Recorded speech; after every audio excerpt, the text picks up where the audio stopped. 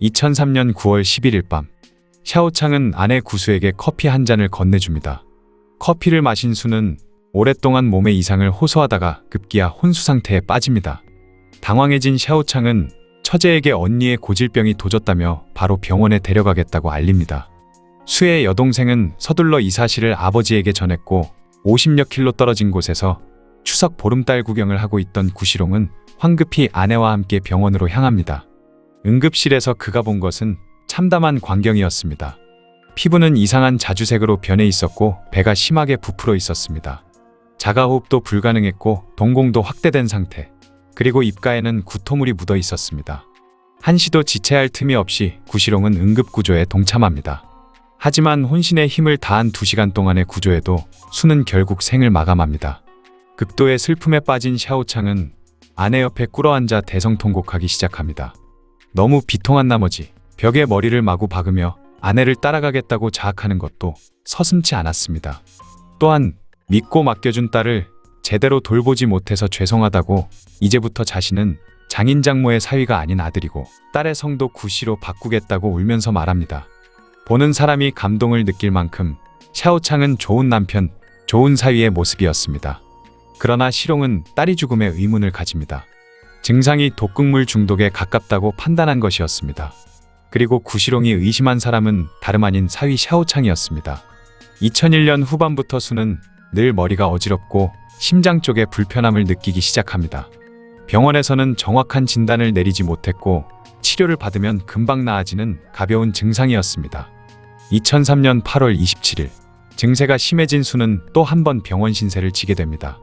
그리고 9월 5일 밤, 샤오창은 늘 그랬듯 아내에게 커피 한 잔을 타주고 집을 나섭니다. 떠나기 전 그는 아내에게 커피가 따뜻할 때 얼른 마시라고 다정하게 신신당부합니다. 커피를 마신 수는 곧 몸의 이상을 느낍니다. 수는 남편에게 3번 전화를 걸었고 샤오창은 3번 다 당직이라 집으로 돌아올 수 없다고 핑계를 댑니다. 증상이 점점 심해지자 수는 결국 아버지에게 전화를 합니다.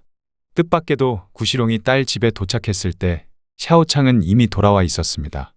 샤오창은 초조한 기색이었지만 침대 옆에 서서 구경만 하고 있었을 뿐 시종일관 아무 말도 하지 않았습니다. 물론 당시 시롱은 딸에 대한 걱정 때문에 사위를 의심할 마음에 여유가 없었습니다. 9월 12일, 시롱은 딸의 빈소를 지키고 있는 사위를 화장실로 불러냅니다.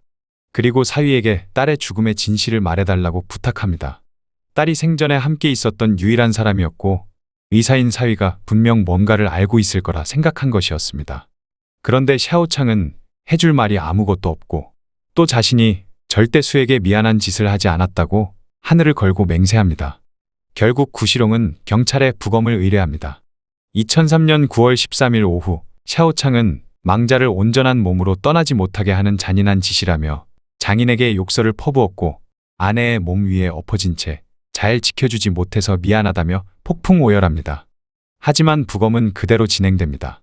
부검인은 수의 위 내용물과 혈액에서 일종의 마취제 성분을 검출합니다. 장시간이나 과다 복용하면 호우벅제를 유발하고 심장에 무리가 가서 사망할 수 있는 마취제였습니다. 초반에 경찰은 수가 극단적 선택을 했을 가능성을 염두에 두고 수사하지만 탐문 수사 결과 일단 배제합니다. 그리고 병원에서 응급치료 과정에 마취제를 사용하지 않았다는 사실도 확인할 수 있었습니다. 점차 샤오창이 용의선상에 떠올랐고 2003년 9월 23일, 경찰은 자택에서 샤오창을 긴급 체포합니다. 10여 시간의 취조 끝에 샤오창은 자신의 범행 사실을 시인합니다. 샤오창은 어느 한 작은 병원의 평범한 의사였습니다. 그것으로 만족하지 못했던 샤오창은 악착 같은 노력으로 수저우대학 의과학과 연구생으로 입학하게 됩니다. 그곳에서 그는 교수이자 대학병원 흉부외과 전문의인 구시롱의 제자가 되죠. 샤오창을 무척 마음에 들어했던 시롱은 그를 큰딸에게 소개시켜줬고 수와 샤오창은 1996년에 결혼식을 올립니다. 신혼집, 가전제품 구매 등 모든 비용은 처가에서 부담합니다. 장인 덕에 샤오창은 좋은 병원에 취직할 수 있었고 곧 실력도 인정받게 됩니다. 결혼 후 샤오창은 모 기업에서 과장직으로 근무하는 아내와 딸과 함께 행복한 나날을 보내고 있었습니다. 수는 직장 동료들에게 남편 자랑을 자주 했고 그만큼 샤오창은 자상하고 따뜻한 남편이었습니다. 적어도 남들 눈에 두 사람은 다정하고 화목한 부부였습니다. 하지만 두 사람의 감정의 균열이 생기기 시작한 것은 딸애가 태어난 지 1년 되던 때부터였습니다. 아내에게 권태감을 느꼈던 걸까요?